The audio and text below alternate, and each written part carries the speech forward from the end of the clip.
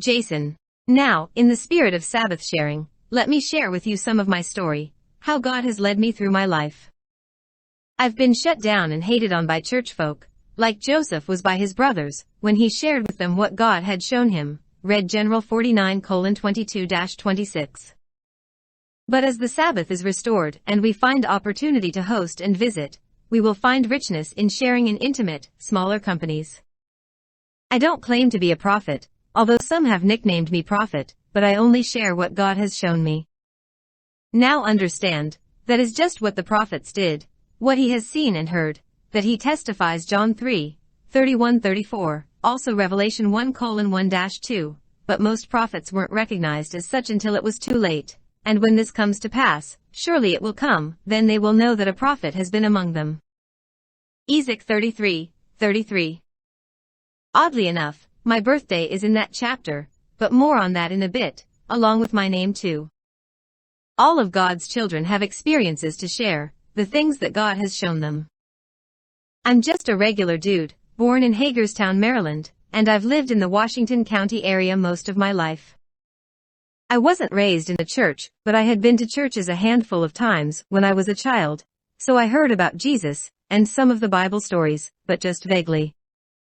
I was privileged to live in the country, and the mountains, when I was young, and I didn't move in town till I was 5. I think it gave me a good start, because I was always observing the behaviors in nature rather than in people, and I had much to explore.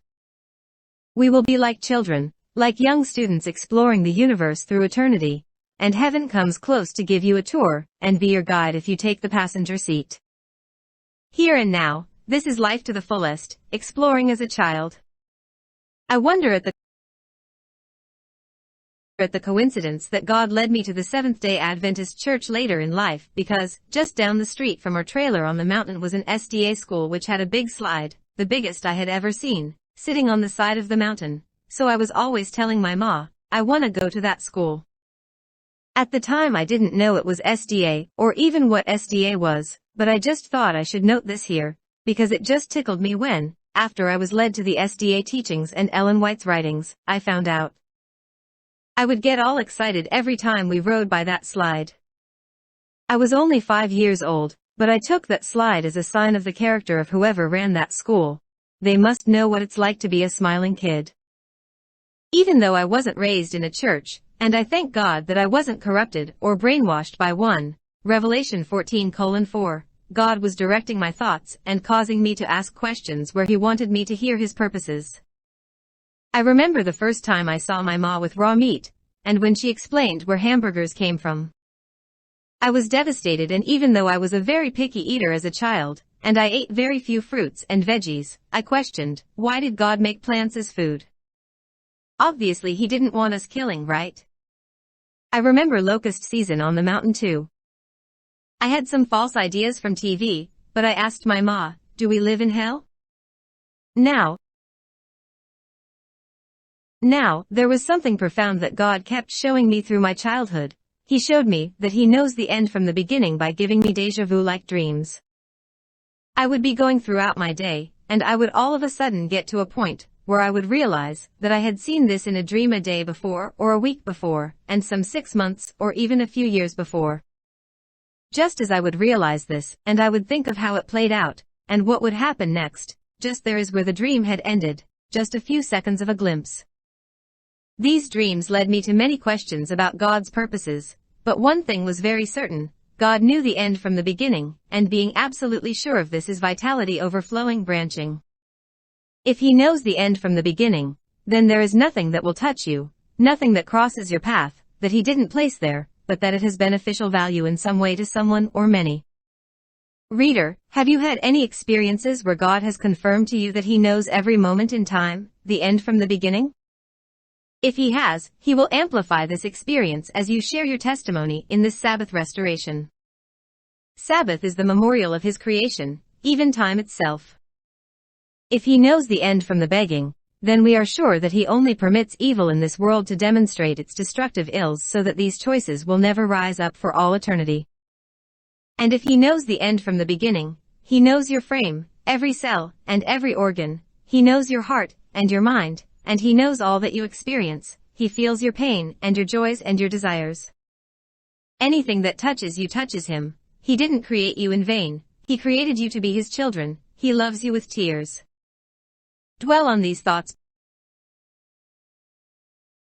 before continuing. So as God kept giving me these little premonitions, I kept asking why.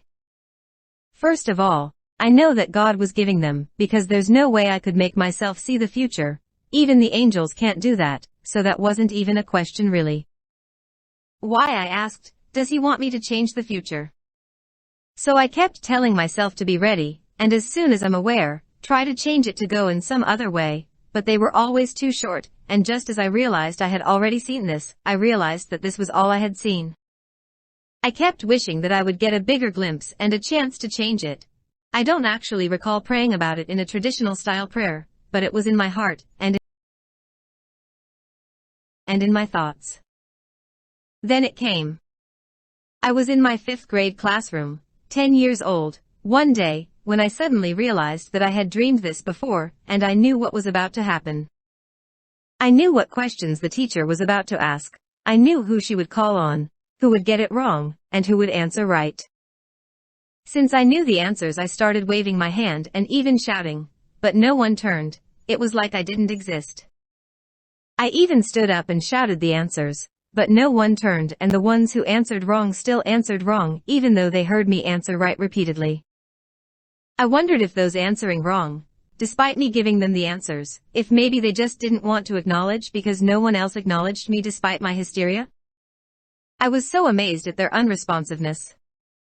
They all knew me enough to know that I was always quiet. I was more of an observer than an action taker, and all the commotion was completely out of character for me. This experience gave me many answers, and yet branched out into deeper questions over the years, but God showed me, at age 10, predestination. Everything still happened the same way I had seen it. Not being able to change the future is a comfort, though some would see it as a fear. All people know that God is righteous and good, but who is it that doesn't trust the future? Do you realize all that this implies? To hear it from a book is one thing, but to see it with your own eyes, and to know that it is God Himself who has shown you, do you feel the infinite significance of this? If you empty all lies, be honest with yourself and plead with the Creator of the universe to help you see things the way they really are, I promise you, He promises you, He will show you these things and more. Now, prior to that experience, when I was 8 or 9, I learned some things about prayer. At the time, I lived with my aunt, uncle, and cousin. They didn't go to church, but my aunt had us in the habit of saying that prayer, "Now I lay me down to sleep. I pray the Lord my soul to keep," and afterward we would pray our requests and thanks. But after my aunt and cousin would leave out of my room, that's when I would pour my heart out. I didn't know much about the Bible, but I remember that my aunt found a children's Bible story book that her and my father had when they were young, and she shared with us the story of Solomon's dream, 1 Kings 3. That story has been my life's prayer. It was a treasure to me all these years, and He has certainly given me wisdom and revelations I couldn't have imagined. I had an answer to prayer on one occasion that gave me butterflies in my heart. For a few months I was praying that God would help my ma to get a car so that she could get me on the weekends, but the whole time, in my heart, I was wishing she would get a van, especially one that would be good for camping. Sure enough, though I never said it out loud, God showed me that He knew what was in my heart, and she got a van with benches, and a bed that laid out, and carpeted walls, perfect for camping. So though I wasn't raised in a church, through my life, God was with me, and I was with God. Every one of His children are precious. We need to gather together and share our Creator's works, share these God-given experiences, as heaven draws still closer. There are so many stories I could share, but let me trace a few of the major ones here. The first time I got locked up I was 18. My ex-wife almost injured or possibly could have killed my firstborn, when he was only 3 months old. She was drunk, she said to me, "He looks just like you," and she reached out and smacked his baby swing as hard as she could. Luckily a friend caught it, and my son didn't fly out of it. So as soon as I saw all 4 legs come to rest I punched her one time straight in the face. I went to jail, and in the following years I was in and out of jail, mostly in relation to her, but also in consequence of being homeless and drunk, but there at age 18 in jail is where I started reading the Bible. Then I had an experience the day of or the evening before my 20th birthday. I was in a miserable position. My ex-wife, Raven, was super controlling, and she had me extremely isolated. I was in a desperate state and I poured my heart out to God, asking Him to give me direction, tell me what to pursue, what should be my position and purpose. Then I opened the Bible to a random page, and my eyes went straight to Ezekiel 33. Son of man, I have made you a watchman. Now, I hope you don't dismiss me as some crazy fanatic. Like I said, I don't claim to be a prophet, I'm a regular person like you. I pick my nose, I stub my toe once in a while, and my poo stinks, but then you have to consider, so was Ezekiel, a regular person. Ezekiel wasn't even recognized as a prophet till later, Ezekiel 33, and most people thought he was crazy because God had him eat poop cakes, chapter 4, baked over poo is disgusting enough. But I am just sharing with you my experiences, and how God had directed my understanding along the way. And so far God has not given me any wide-awake visions, but like many patriarchs in the Bible He has given me symbolic dreams and directed my study of the prophecies over the years. And though He hasn't given direct directions as He did to Moses, He has led me nonetheless, and given me little confirmations along the way, red lights and green lights teaching me caution and discernment that I could not have learned if He had communicated with me directly, read John 6:45-46, like Joseph's experience, or Moses before 80 years of age. Consider, Moses knew that the 400-year prophecy was up, and through the circumstances of his birth and his upbringing among royalty, he knew God was planning something big with him. One little token of confirmation, reminding me that He sees the end from the beginning was that 20th birthday, when I was in dire distress, and I randomly opened to Ezekiel 33. I was stirred as I read, Son of man, I have set thee as a watchman, and I felt that God was preparing me not only to prevent harm, but also to heal what was broken. I felt stirred that God was preparing a message for me, but then I was overwhelmed by the significance as I read the date of my birth on my birthday, in the 10th month, on the 5th day. Now because I kept rereading it I'm not 100% sure, but I think I read it the evening before, but it was still at my birthday, and verse 22 says that the evening before, God had opened His mouth, and He was no longer mute. Could you imagine my feelings? As the chapter reads on, I tell you that verses 30-32 have been my experience, and it is just like that experience in my 5th grade classroom. I have a duty to blow the trumpet and share what God has shown me, and if they don't take heed, that is on them. Just like my 5th grade experience, they hear me, but they don't show it, change doesn't happen. There are some who take heed, but they aren't who most would expect. It's usually the heathen who have their ears open, rather than church folk. And what's crazy is that many heathen truly believe God and hide a far way off, while the church folk don't believe God and approach Him proud and pretend as they are. Luke 18:9-14, Malachi 3:18. Now, let me tell you about my name and my message. Many people in this generation, when they hear the name Jason, the first thing that comes to mind is killer because of the movies, but my name actually means healer and salvation. And it did not dawn on me until after God had given me my message, but He confirmed me in my course by showing me that there is a prophecy of my name in the Bible in relation to my life's work. My work is to restore the Sabbath, send the invitations to the highways and hedges, and correct the seating arrangement, because rank is reversed. Luke 14, Matt 25:31-46. My message is to separate the sheep from the goats, and to reveal who the sons of God really are as they take heed to it, to reveal and remind that the first will be last and the last first. And the prophecy of my life's work is indeed claimed by the church folk as turning the world upside down, when in truth it is turning it right side up. Read Acts 17:5-12. I know that there will be critics saying, look at this fanatic, he even thinks he was prophesied of. But I tell you, I'm just as cautious about all this as you are. But every day I find God giving me little assurances that these things are certain, and sometimes bigger miracles to confirm too. And really, think about it. How would you feel if you found your name and birthday in the Bible, and you found them at just the right time along the unfolding of your life? Sometimes I feel a beautiful joy, especially when the bigger manifestations happen, a joy that I imagine Cyrus felt when he discovered that he was prophesied of by name before he was even born, Isa 44:45. And even here is yet another prophecy that is figurative and a shadow of things to come in my campaign. Babylon was subdued by him as the church is by my message, and the doors in the homes and neighborhoods all over the world will open to receive the true Sabbath rest and the latter rain. Isa 45:1,8.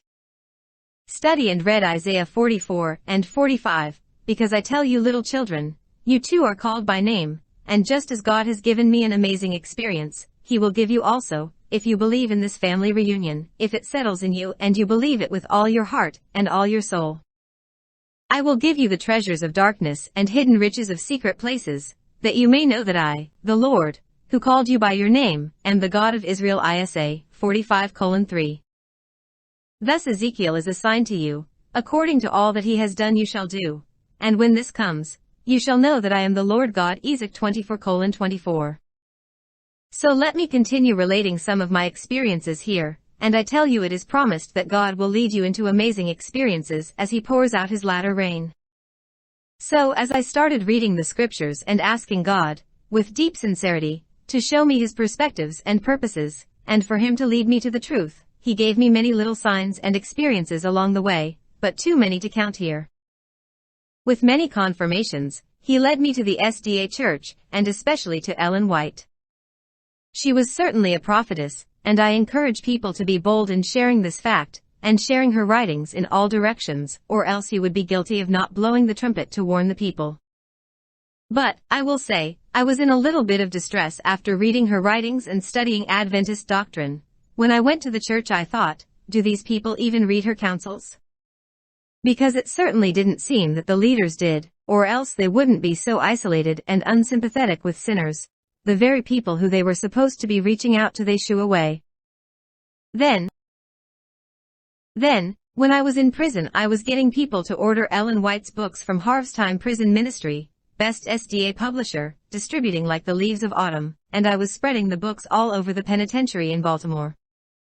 One day I spotted someone across the yard with one of her books, The Great Controversy Between Christ and Satan.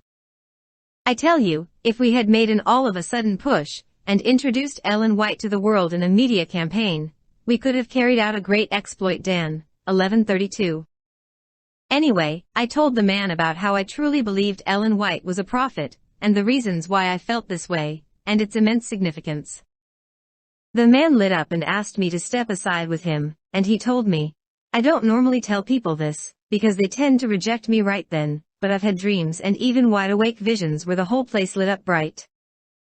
I thought, wow, is this an answer to all my questions about why I haven't heard of any prophets today? Even from the beginning I was inclined to believe him, because you could just see that he was a sincere and reasonable person, and if he's sincere and reasonable he's almost got to be honest. Eyes open are the first chosen, and he seemed to have his eyes open clear. We only had a few meetings before he got transferred to another place, but he shared some of his visions and dreams. I would share some of the visions he had, but I don't like telling those kind of things secondhand, and he shared some of the key points that God had taught him over the years, which I was tremendously increased by. The day before he left we decided to exchange information, so we could contact each other later, but Wilbert Carter is such a common name that I pulled up thousands in my search.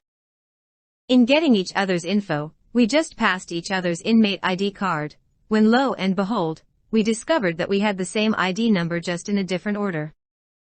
Wow. What are the odds of that?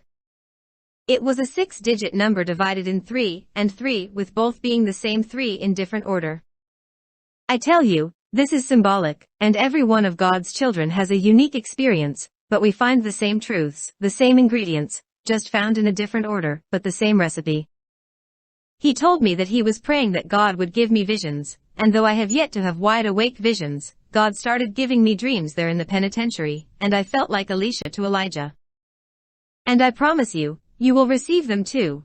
This will be the experience of all God's children, in this last hour, who will inherit eternal life, but not to those in the class of Esau who care nothing for it. This last generation will see his glory. Before I tell you of the first dream and prophecy, let me first emphasize who God can trust to give visions, and who he can trust to give eternity, those who would take to heart the words of another man. If you won't listen to those of low status here in this world, you would only pretend in the presence of his power. The haters of the Lord would pretend submission to him, but their fate would endure forever. Psalms 81:15. And same if you wouldn't hear his children. Do not quench the spirit. Do not despise prophecies. Test all things, hold fast what is good. See that you do not refuse him who speaks. For if they did not escape who refuse him who spoke on earth, much more shall we not escape if we turn away from him who speaks from heaven. 1 Thess. 5:19-21, Hebrew 12:25. I hope that you hear my words also, and that you welcomed it not as the word of man, but as it is in truth, the word of God. 1 Thess. 2:13. God will trust you if you can trust him, that he is righteous in how he operates and everything he does. I tell you, it is promised to you that if you sincerely believe in the things that God has shown his dear children, those things which they share with you, he will show you wonderful things too. The people asked Jesus, "What shall we do, that we may work the works of God?" Jesus answered and said to them, "This is the work of God, that you believe in him whom he sent." John 6:28-29.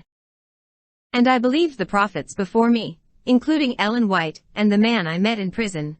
God won't speak to you if you won't hear his children. So, let me tell you the first symbolic dream God gave me. I was in the penitentiary in Baltimore, and this was just a short time after I had met the man of God who shared his visions with me, and he was transferred to a different facility.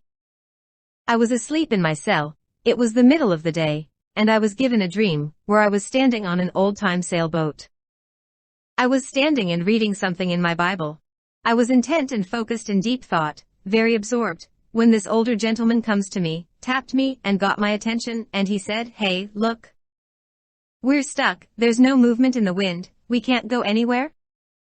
Sure enough, I didn't feel any wind, and I looked around and up at the sails. They were sitting, hanging still, no wind at all. I said, "What hinders you from praying?" I bowed my head and said a short simple prayer, just a few words, something like, "God, please give us a little movement in the wind so we can get on our way, we're stuck." And as soon as I lifted my head, the sails snapped full, and the whole boat started moving, and as I stretched out and flared my arms for balance, with butterflies in my heart, I said out loud, "Wow. If this is how the journey starts, I can only imagine where we're gonna go." Then I awoke in my cell. I thought to myself, wow, I've never had a dream where I prayed in the dream, this has to be from God. Plus it was almost as if I was being shown something, and I wondered at how I said, "What hinders you?" because up until that day, the word hinders wasn't in my vocabulary. A few minutes later, an officer came to our grill, door/bars, and he looked at me, he looked at my cell buddy, then back at his clipboard. A spirit of confusion came over him, and after he looked back and forth between his clipboard and us a few times, he said, "One of you is needed in lower level." So me and my cell buddy looked at each other, and I don't recall that we even said anything, but we both just figured it was him because all the officers knew my name, especially this one. He had a really thick African accent, and he would playfully butcher my last name in different ways with spit flying out of his mouth. Physicioc. So my cell buddy went down to lower level and came back and pointed at me and said, "No, it's you they needed." So at this point I'm wondering what's going on and why God is leading things this way, and now I'm a little late, going down to lower level. It's where they did random urine tests.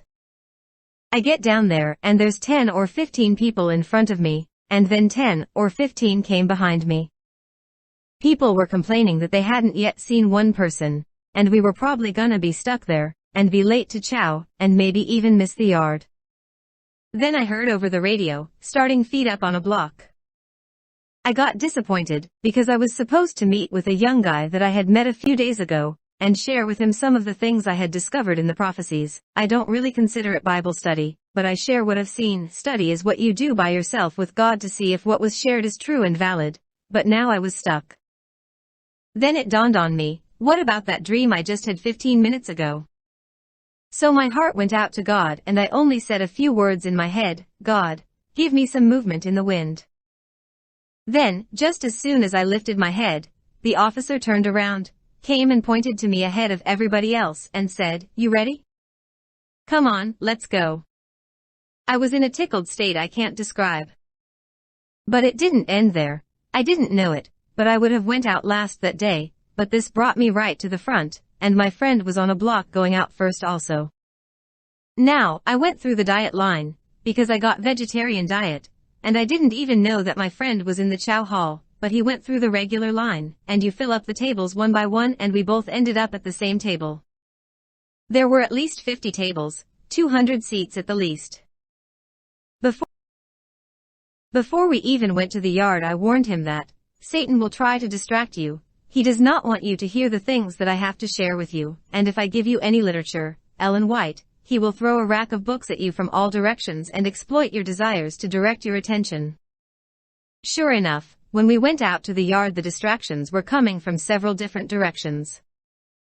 Some of the people who kept interrupting us were acting out of character, and you could see them being disturbed by evil spirits.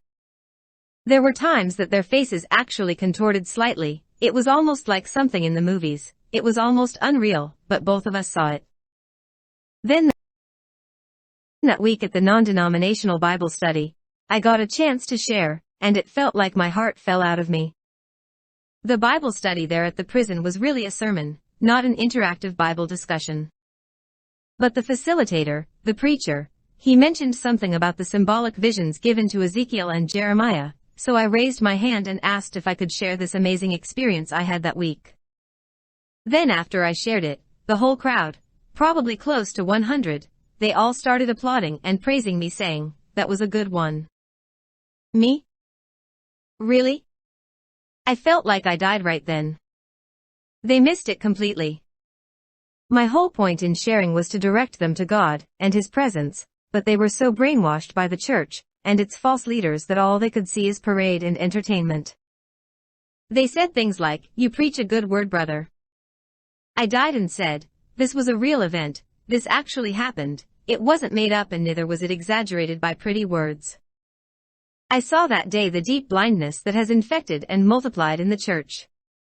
There were only a few who were illuminated by this God-given experience and message. The blind were excited like a drunk at a football game, but God's few children showed a humble and thoughtful expression, illuminated by the dawning of a whole new school of thought, branching and deep. They were illuminated to see the value of the eternal treasure in front of them. All of God's true children will receive the latter rain in this last generation. No, it's you they needed is what heaven says of you, and it's true for me to repeat Jesus' words to you, His disciple, greater works will you do. John 14:12. And I tell you, figurative as the 144,000, in my experience in lower level, the officer, the captain of the hosts of heaven points to you ahead of everyone else and says, you ready, let's go. Ahead of the harvest you are the firstfruits in restoring the Sabbath, to every neighborhood, and every creature. These are the ones who were not defiled with churches, like virgins to the church. These are the ones who follow the Lamb wherever He goes. These were redeemed from among men, being firstfruits to God and to the Lamb. And in their mouth was found no deceit, for they are without fault before the throne of God, strengthened by angels in heaven, having the everlasting truth to preach to those who dwell on earth, to every neighborhood and every person, saying with a loud voice, fear God and give glory to the Creator, for the hour of His judgment has come, remember and restore the Sabbath, and worship Him who made the heaven and earth, the sea and springs of water. Revelation 14:4-7 paraphrased, but read it and highlight it in your own Bible. Now I'll share with you one of the most amazing experiences I've ever had. I've had many experiences where a few years later I look back and think, did I imagine those things, or exaggerate them in my mind? But there's always things that confirm that it did really happen just the way I remember it. And I will say that now, when the bigger miraculous things happen around me, I make sure to make it a memorial in my memory and clear away any future doubt by stopping and taking time to soak it all in, and this is part of what Sabbath is for. But the event I'm about to share, there's no room for doubt at all. Too many witnesses for doubt. I was living with some friends of mine who I consider more like family than some that have my family name. I was kind of the neighborhood taxi, and I had taken my friends to visit some family that morning. I had to change my motor oil, so after I dropped my friends off I went to my dad's house to change the oil, and 2 young girls went with me. The one girl stayed in the back seat texting on her phone, and the other girl got under the car with me, while she texted on my phone trying to make plans and ask me if I could taxi. The car was radiating heat, we just drove 20 miles each way on an 80-degree day. The oil reservoir was hot and the plug was too. I had been burned in the past when I pulled the plug out, and the oil ran down my hand, so I kept jerking away like a pansy, because I thought the plug was almost on its last thread. When the girl saw me being a sissy and taking forever, she slapped my hand away and said, "Let me get it." Just then my heart leapt out to God and I thought, "Oh God, please don't let her get burned." Sure enough, it was on the last thread, and what I feared happened. The oil ran out all down her hand and down her wrist. But when she didn't flinch I thought to myself, is she trying to be tough or something? So I said, "Are you okay?" She said, "Yeah, I'm fine," as if it didn't even dawn on her that she should be burned. I said, "Are you sure?" She hesitated for a few seconds as she realized that she should have been burnt, and she said kind of questioningly, "Yeah, it's cold." I said, "What do you mean it's cold?" She said, "It's like room temperature but slightly cold." I didn't know what to think at this point, so I dipped my finger in the oil pan, and sure enough it was slightly cold, and now I really didn't know what to think, but I started flipping out excited. Wow. Wow. Wow. What? Wow. I guess my dad heard me, and he came out in the garage. I kept saying, "Dad, you gotta touch the oil, it's cold, this is crazy." He was kind of in shock. He didn't know what to think, because as I was explaining it to him I kept putting my whole forearm in the pan. You could feel the heat radiating off the car, and he's a mechanic so he knows how hot the oil is, he gets burnt all the time. Looking at me all bug-eyed he said, "Are you on drugs?" I said, "Dad, first of all, I'm sober today, and even if I was drunk or something it makes no sense how when I touch the car it's hot, but when I touch the oil, it's cold, for her too." And every time I say it's cold I was sticking my whole forearm in the pan, but the whole time my dad was scared to touch it. Then his wife came out, so at this point it's 5 people who saw it, and 2 of us experienced it. As I explained what happened to her and my stepmother could see oil still on the girl's arm, and she got bug-eyed too when I would put my arm in the oil. So then maybe 15 minutes after the car was drained, my doubting dad puts his finger in the oil and says, "No, Jason, that's hot." What? What? Now I'm more confused and I'm getting a little upset, because I thought he was just trying to shut down and deny this whole thing, and I'm telling you, it was cold, not even room temperature, slightly cold. I thought that through a miracle, God had made the oil cold, and when my dad saw that I was upset, and I didn't believe him that it was hot, he grabbed his thermometer, and it read 140. At this point, 15 minutes after it first happened. He said it was probably around 190. I thought that God made the oil cold, but wow. This was much more profound. He made us both invincible to it. In the twinkling of an eye in a moment, he gave us a little glimpse of eternity.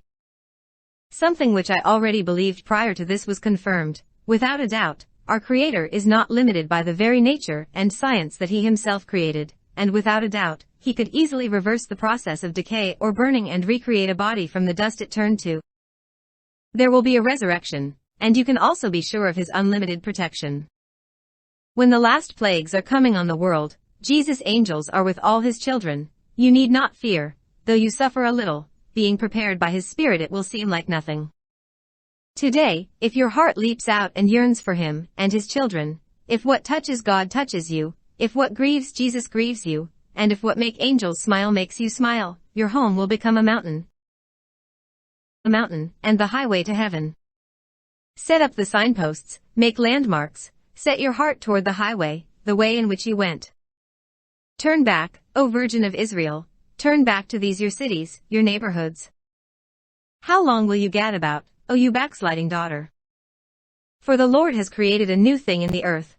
A woman shall encompass a man. The Lord bless you, O home of justice, a mountain of holiness, and this is the final fulfillment of the new covenant, that I now make with the house of Israel in these last days, says the Lord. I will put my law in their minds, and write my life in their hearts, and I will be their God, and they shall be my people. No more shall every man teach his neighbor, and every man his brother, saying, Know the Lord, for they all shall know me, from the least of them to the greatest of them, says the Lord. For I will forgive their iniquity, and remember their sin no more. Jah 31:21-23, 33-34 pronounced. Prepare the highway, prepare your home, and gather together the outcasts. God's afflicted children are precious to him and the angels. Anything that touches you touches the apple of his eye. Zech 2:8. And I tell you, it would be good to lay up this verse in your heart. Keep it in mind as I relate to you my latest experience. Believe me that I'm just as skeptical as the next person, but I'm telling you that similar to Ezekiel's experience, I've had many things happen in my life that are figuratively parallel to the experiences of God and his children, and the latest experience, I wrote this while in jail June 2015, is shocking and leaves you saying wow, because you don't know what else to say. And it's amazing to the people who've seen how God has been with me, but at the same time, that they are astonished, and in deep wonder, they are not so much surprised. They're kinda used to seeing amazing things and hearing things that take them on a whole new voyage of thought. So not only does this leave them wow, but because God took life it makes everyone pause a while. This is serious. I recently had a girlfriend, and though we never had official papers from the court, I treated her as if we were married. She, on the other hand, did not. She always flirted and sent mixed signals to all the other dudes.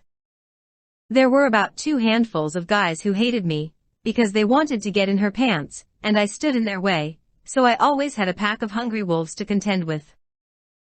The neighbors thought she was prostituting herself, because she always seemed to have a pack of wolves at her heels, and she always seemed to have money. Anyway, the last straw, I sat beside her as she received a Facebook message from one of her admirers that said, Hey beautiful, I love you much. I told her, it's over, that wasn't the first time, not even the second. And she never shut the door, she always invited these promiscuous things. And I don't know if she'd ever lay with any, but she was always an attention whore, and that attention-seeking causes more problems than adultery itself. So I ended it, and she didn't even seem to mind much, because it didn't change anything in her situation. She continued as always. But a few weeks later when she found out I was seeing another girl she finally started to feel the pain. She knew I wouldn't pursue another girl unless I was dead serious that it was over with her. She knew now that I would not return to her. Then as reality sunk in, and she realized all that she had lost, she grew jealous, and she filed a whole rack of bogus charges on me. She was trying to use the law to take my life. I was facing 75 years. I sat in jail and prayed for 3 weeks. I prayed that God would open her eyes to how she was being so vindictive in trying to take my life like this, and doing it with lies. She even told the girl I had started seeing that we were trying to work things out. What? I hadn't spoke to her, so how was anything gonna be worked out? Then she went to the beach and kept posting stuff on Facebook knowing that I would be told about it, like she was trying to insult me more by living it up while I sat in the pit she dug to be my grave. Then on her way back from the beach she hit a deer. People that knew the situation told me, wow, that's God trying to open her eyes, she could have died. And then a few days after she hit the deer, I fasted and prayed, and that very day her heart stopped, she died. Because she was trying to take my life, God took hers. And so it will be with the divorced churchfolk, when they see that God had left them for another woman, the Gentiles, the prodigal children even, they would try to use the laws of the land to take lives, and that is when God takes theirs. Anyone who touches you, touches the apple of his eye. Zech 2:8. This is real, a true story, and the people who sat with me at Chow in the jail, they saw me fast, and when they saw that she had died that day they stared at me bug-eyed and astonished. In the time of trouble that is about to come, God's children will suffer a little, but if they cling to Jesus now, before the time of trouble, He will deliver them. We will see some, even former church members, who will be stirred up into a demonic jealous rage. When they see that God has withdrawn from them forever, they will feel like the walking dead, twice dead, pulled up by the roots, raging waves of the sea, foaming up their own shame, wandering stars for whom it is reserved the blackness of darkness forever. Jude 12-13. Though it is a dark period for the world, God's children have no idea how beautiful and glorious the future is for them.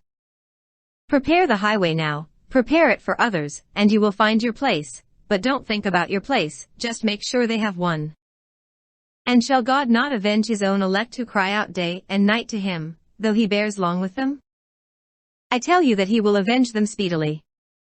Nevertheless, when the Son of Man comes, will He really find faith on the earth? Luke 18:7-8. The end is not all doom. There are beautiful things about to take place, even the restoration of all things. Matt 17:11, Acts 3:19-24, and the only real doom is for those who love not the truth. And God will pour out the last plagues on those who refuse this restoration of soft hearts and family in Sabbath reunion. Consider that prophecy is conditional, and the mark of the beast couldn't be enforced if we don't allow the Pope or Protestants, or any fanatic, to enforce religion. We prevent them simply through branching out with Sabbath school from our homes. Or will you wait till it's too late, Nineveh?